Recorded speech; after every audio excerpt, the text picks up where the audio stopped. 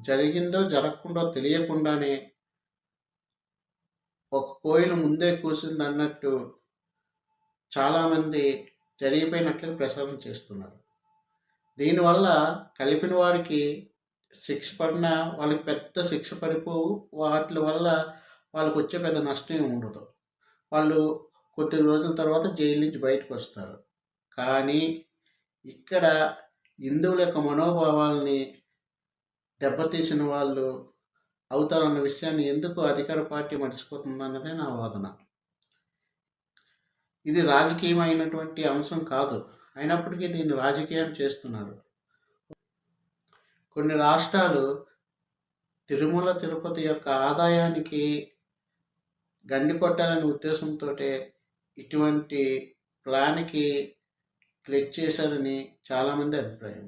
రాష్ట్రాల్లో ఉన్నటువంటి రాజకీయ పెద్దలు తిరుపతి యొక్క ఆదాయాన్ని పడగొట్టాలనే ఇక్కడ ఉన్నటువంటి రాజకీయ నాయకులతో ఇలాంటి మాటలు అనిపిస్తున్నారని చాలామంది అంటున్నారు.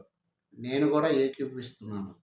ముఖ్యంగా ప్రొఫెసర్ నాగేశ్వరరావు గారు దీంట్లో జంతుకు కలవలేదు, ఎటువంటి రసాయనాలు మాత్రమే కలిసాయని చెప్తే ఆయన పైన ఎదురుదాడి చేయడం అన్నది చాలా బాధాకరం. ఎందుకు అంటే కోర్టే చెప్తుంది. సిట్ ఆధారంగానే ఆయన మాట్లాడుతున్నారు. అయినప్పటికీ కూడా కలవలేదని మీరెలా చెప్తారు, కలిసిందని చెప్పమని ఫోర్స్ చేయడం, వల్గర్‌గా తిట్టడం అన్నది చాలా బాధాకరం. నాగేశ్వరరావు గారు అన్నది ఏ పార్టీకి సంబంధించిన వ్యక్తి కాదు. ఆయన ఉన్నది ఉన్నట్లు కుంద బట్టలు కొట్టినట్లు చెప్తారు. అటువంటి వ్యక్తి పైన ఈరోజు ఇటువంటి దాడి చేయడం అన్నది చాలా బాధాకరం. ఇంకో విషయం ఏమిటి అంటే తిరుపతి లడ్డూలో ఒకసారి జంతువుల కొవ్వు కలిసిందని, ఇంకోసారి హార్పిక్ కలిసిందని, ఇంకోసారి యాసిడ్ కలిసిందని రకరకాలైనటువంటి ఊహాగానాలతో కలిపినటువంటి మాటలు మాట్లాడడం అన్నది చాలా బాధాకరం. ఇది మన ఆంధ్ర రాష్ట్రానికే కాకుండా మన కలియుగ దైవం అయినటువంటి వెంకటేశ్వర స్వామికి కూడా అపహారం చేసిన వాళ్ళమే అవుతాం.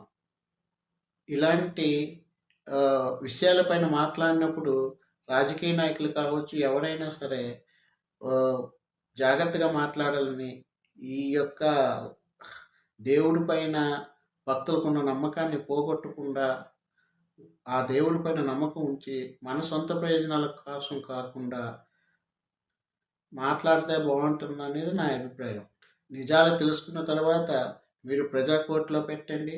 వాళ్ళే జనమే శిక్షిస్తారు. ఆ తర్వాత మీకున్నటువంటి ఐపీఎస్ సెక్షన్స్ ప్రకారం మీరు స్పందించండి. అడ్వకేట్